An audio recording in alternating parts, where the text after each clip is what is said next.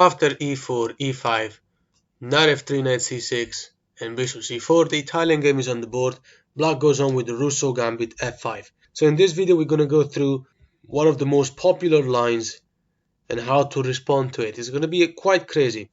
d4, as mentioned in previous videos, is met with pawn takes in e4, and after the knight takes the pawn in e5, saving the knight, Black goes on with d5. Now, in previous video we went through some stuff like bishop b3, bishop back, but let's see bishop b5 now. We haven't really learned what to do in this scenario. There's double attack on the knight. Black now goes on with queen to d6 to put extra defense to the knight. However, things start to look interesting here because this doesn't look good for black. If white plays bishop to f4 now, it looks like there's going to be quite a few threats, like knight taking knight with an attack on the queen by the bishop. If we take the bishop, then there's going to be a discovered attack. Is this discovered attack useful? Can white do anything with it? Or maybe knight to g6 could be an idea. So, I mean, the move looks scary, but it's actually nothing to worry about. In fact, black's best move now is a6. Just don't worry about what's going on here. Okay, so here you're attacking the bishop with a pawn, right? You don't have to worry about this move. Let's look at this move first of all. Knight takes. Because here you will take the bishop, and this discovered attack is nothing to worry, also because you're attacking the bishop and the knight. So wherever this knight goes, you can take the bishop. If the bishop moves away, you can take the knight, so that doesn't work. Best move by white, according to the engine, would be g3. But you just move back to d6, and you're keeping all the threats. So let's make a recap to memorize it better.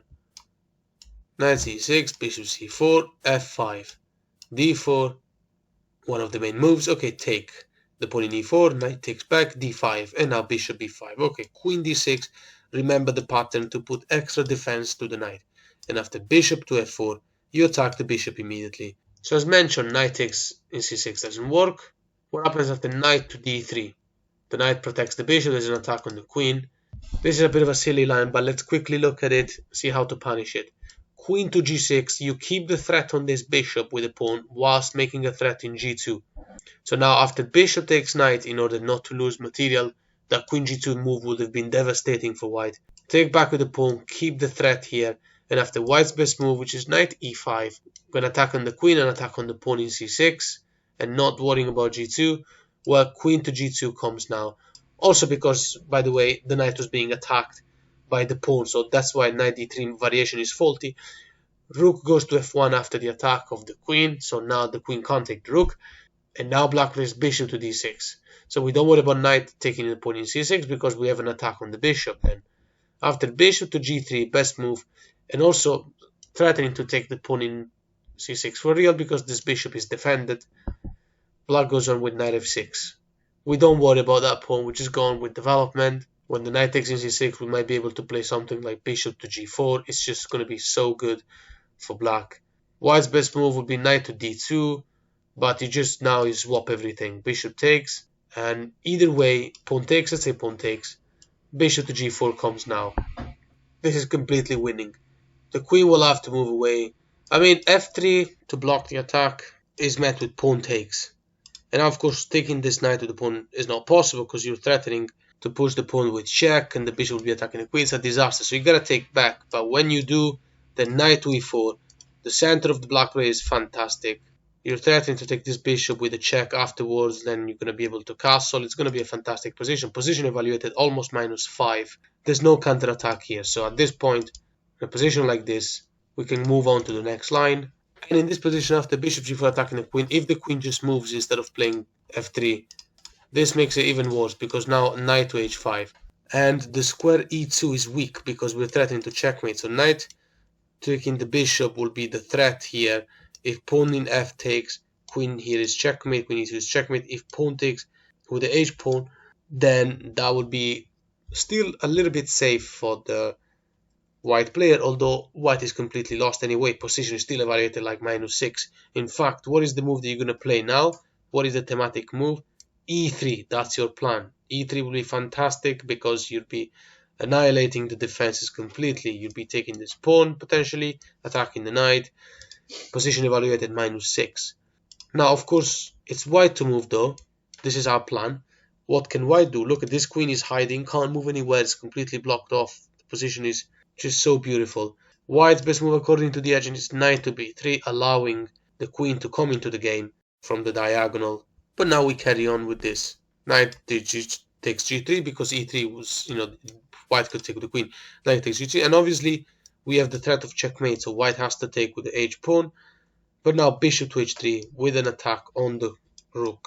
This forces white to play knight to d2 back to defend the rook a little bit more. But that's gonna lock the queen inside again, and the knight will be confined to a role of defending the rook, and the rook can't move at all, otherwise it gets taken. Position evaluated as if black was up 2 pieces, so that's crazy. If white plays this insanity of a move, king to d2 with the pieces defending each other, you don't even need to win the exchange. Best move would be to castle. You got double attack over f2, so you can infiltrate with the pieces. If queen to e1 protecting, it looks like maybe white can try to play some sort of endgame. Still, black plays rook to f3 with the idea of doubling up. And white can never really attack our queen with the rook here because we'll be taking this pawn with check. So let's move on. From the start, e4, e5, knight f3, knight c6, bishop c4, f5. Okay, d4. We take the pawn, white takes our pawn, d5. Bishop moves to b5. Okay, we put more defense over the knight. And we're still looking at the variation with bishop to f4. Very threatening looking, but not really harmful. Black plays a6, attacking the bishop. We looked at a couple of options. Now we're just going to look at the other two options. Bishop takes knight and bishop goes back. If bishop takes knight immediately, take back obviously. Now 2 options. One of them is immediate castling. The other one is this one. Queen h5 check. There's nothing here. g6, attack the queen. And now obviously knight taking here doesn't work because usually this is a thematic sacrifice. We all know that. But in this case you just take with the queen. And there's absolutely nothing for white here. This check looks like it comes with an attack on the rook. The usual 4. But actually if that happens, then you just play bishop to e6 and you don't worry about the rook. Because now bishop to g7, and bishop to e6 was there to protect the knight. Bishop g7 traps the queen. In this position after queen h5 check and g6, what happens after queen to h4? Okay, queen to e6 comes now, and after castle, bishop to e7, going on with development, attacking the queen, queen to g3, and now simply knight to f6. There's absolutely nothing to worry here. We're doing just fine. Just there's threat of knight h5 here, completely winning move. So if white plays f3, thematic move, where you want to try to challenge this incredible center of the black player, knight h5 just wins. You're going to win the bishop for free. Because whenever the queen moves, first of all swap queens and then you win the bishop for free. It's a loose piece. Always target loose pieces. Like a rapper will target another rapper to try and deny his daddy issues. So white's best move here will be knight to d2. The idea is that after knight to h5, queen to e3 is just fine. And here we don't have any particular advantage. So let's go back, and after knight to d2, the best move is c5. The idea is to take the pawn in d4, of course. And with the pawn in d4 we'll be attacking e3, then we can play knight h5. Taking in c5, by the way, doesn't work because you can just play knight to h5 anyway. And after queen e3, bishop to f6, we've got double attack on the knight. And there's no way to save it because we also have an attack on this bishop, which is the defender of the knight. Best move would be knight takes pawn, but then you take back with the pawn. You up material, going for a winning endgame. In this position, after a6 we're attacking the bishop. Bishop takes is the variation we're looking at right now. And after takes back, we saw what happens after queen to h5. There's nothing to worry, so let's look at castle. Very normal move. Okay, now queen to f6 is the best move with an attack on the bishop. Loose piece. And let's look at 2 setups. Bishop going back to g3, very natural move, very well protected, and the bishop remains on the strong diagonal. Black continues with bishop to d6, ignoring the fact that we can lose the pawn in c6, obviously because then you can take the bishop with your bishop and the discover attack on the knight, you'd be winning a piece. So let's look at 2 options. After knight to d2, going to c3 will be silly because the center belongs to black completely, so of course you don't want to really block the c pawn. Also, this knight has no future from that square, nowhere. So after knight to d2, the idea of maybe playing c4, maybe playing f3 with the idea of developing to f3, or maybe knight to b3 from where you will have access to a5 or c5. 2 squares that are goable. Black plays h5 with an attack on with a threat of playing h4. So after h4 by white, knight to e7. We're gonna play knight f5 and win the pawn in h4 with a winning attack. Also because this rook will soon enough be on an open file. We got the bishop pair, both of them attacking on the king side. We're completely winning already. Pay attention that a move like f3 to try and come with an attack on the center, with an attack on the queen, and you know that you don't really want to take back here because of course rook takes with an attack on the queen. This actually looks very good for the white player. So here you play e3, close the file and attack that knight. And after knight to b3, black castles. We're gonna carry on with knight f5, attack on the bishop, taking this pawn, and black's got a great advantage. So in this position, after the move bishop to d6 and white playing f3, how do we deal with this? e3. So you see, it's not about memorizing moves, it's about memorizing patterns. That's the difference between bad players and good players, basically. So if you think that when a strong player is playing a tournament and is like at move 27, he's thinking, oh, what was the move here? Move 27. Oh, I'm struggling to remember. Yeah, if that's what you think it is, well, it is like that. No, I'm joking, it's not. So after queen to e2, developing, let's play a bunch of developing moves. Knight to e7. Well, we couldn't really go to f6, right? So after queen takes pawn, it looks like we gave away a pawn for nothing, but in reality it was very important because we won two tempos. One of them to develop the knight, the other one to castle, and we did it also preventing white from playing the f-pawn to the e file, meaning that we would have lost the strong center that we have. Yeah, we did give away a pawn, but now this rook is silly, and f4, f5 isn't going anywhere. This pawn has no chance to trade with any other pawn, and that's important that we made it happen. So after knight to d2 developing, knight to f5 attacks queen and bishop. What's going to happen anyway? After queen to f2, c5. The idea is to take the pawn in d4. Let's look at this, c3. You're probably wondering, you know, white will probably try to do that. Okay, well, remember, even if you take, white will have to take, and it will have an isolated pawn. But still, the best move now is h5 with the idea of h4 winning the game. So after h4 and rook to b8 comes with an attack on this pawn. White's best move will be rook a to e1, ignoring the pawn. So after rook takes, these are all best moves by both players. And pawn takes is c5, knight takes in g3, comes with an attack on the exchange. So after the queen takes back, bishop takes with check, king moves, and rook takes d2. So that's just an example of how the game could go and the threats that were going on. Don't take it too seriously, because all you need to learn is the setup and the ideas, how the game looks like and how you should be going about. So the last thing we're going to look at is from the same variation, f5, d4, take, d5, bishop moves, queen to d6, and bishop to f4, attack the bishop immediately. Okay, bishop takes, pawn takes, and now castle. Okay, we play queen to f6, attacking the bishop, and earlier we went through bishop g3. What happens after queen to d2, developing and defending the bishop? Okay, queen to e6 comes now. Okay, so this is a preemptive move, because obviously staying in f6 meant you could play bishop to g5. It was going to be annoying to me, but queen e6 would have been the right move anyway. So let's go on now a few symbolic moves, see how to take it from here. Knight c3, bishop to d6, we're just developing.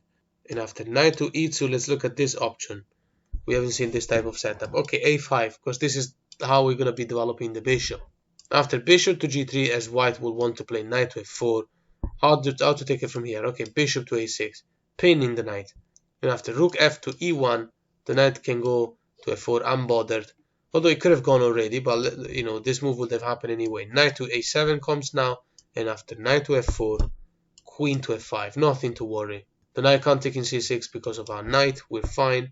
So let's go on with a few best moves by both players, and then we're gonna close this video. White playing c4, challenging our very strong center, or trying to play c5 also, which forces us to give the bishop pair away.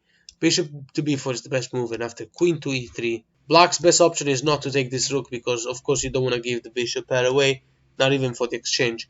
Black has the castle, and after rook to e2, it looks like the white player might have saved the exchange for the moment. Black goes on with the plan. Try to remember how this looks like. g5. So don't worry about pushing the side pawns in this type of game, not even the ones in front of your king. And after knight h3, the following move, or knight to h5, we're gonna close this video because I think this line has gone too far. Let's see, for example, knight to h5, right? Looks like it makes sense. Black plays knight to g6. The idea is to play knight to f4, and from there, look, the position is like -3. It's evaluated as if black goes up a piece. Knight f4 would be a fantastic place to be for the knight. Besides, you're also planning to play bishop d6, taking the knight, and then bishop takes the free pawn in c4. Of course, it also depends on what white does. If white plays f4, stopping the knight from going there, then g4, keeping the file closed, but now this is a passed pawn. And besides, you don't have to worry about the knight attacking this pawn because the queen is attacking the knight in h5. If white plays a3 attacking the bishop, for example, then bishop to d6. There's nothing to do here really. White's gonna go down a piece. Even if white were to take this pawn in c6, doesn't matter. Bishop c4 is the best move, the most accurate and brutal move. You can take the knight later on. This comes with an attack on the rook. So let's just go back a couple of moves. Here in this position after g5, if white plays knight to h3, we're now simply h6 because there's double attack on g5. And if a move like a3, simply bishop to d6. So the knight's defending c6, you don't have to worry about that either. And now either way, black will win due to the bishop pair. So let's say, for example, rook a to e1, tripling up, creating the Aliyah king gun. It doesn't matter. Simply take the knight now. It's crazy because you just give up the bishop pair. But that's an example. If white plays this move, you can give up the bishop pair. And then after you get taken back, then bishop to c4 anyway. And this is winning advantage. It's coming with an attack on the rook. And even when the rook moves, you might argue that white is attacking the pawn in c7. That white is not that bad in this position. But just play rook a to b8 with a threat of rook b3, improving the position of the pieces. That's going to happen inevitably. So bishop takes e7, doesn't matter, just play rook b3. And when the queen moves away to safety, knight to g6. Position evaluated almost -4 or something like that. Black's got so much more space, better center, pressure on the king side. White has a useless knight, he can't really move. The idea of the black player now is to play g4, and now we have a lot of attack over f4, so we're winning material. And that was just an example. Let's just look at another example. Here in this position after bishop d6, instead of rook e1, if let's say rook to d2, just to make an example, like this move is going to happen anyway. And it's funny because it looks a bit weird, but bishop takes c4, right? You're winning more material. Knight takes back though, we're tripling up our pawn. It looks terrible, but then, well, if bishop takes us, that's good. We can reunite the pawns. But after rook to e1, or whatever our opponent wants to do, the thing is we're going to play knight d5 next. So now we've freed up the d5 square for the knight. Attacking the queen, the knight's preparing to go to f4 and become a monster. Looks like we're giving up a pawn, but we are not. Queen takes e4 is met with g4. That's a great move. Attacking the knight. The knight can't move anywhere without being taken. So, well, let's say knight to f4, for example. First you swap queens, and then you're going to have 3 attackers over f4, and the opponent only has 2 defenders. And let's say here, one move ago after g4, if white takes our queen first, simply take back, and this knight is still trapped, can't move anywhere.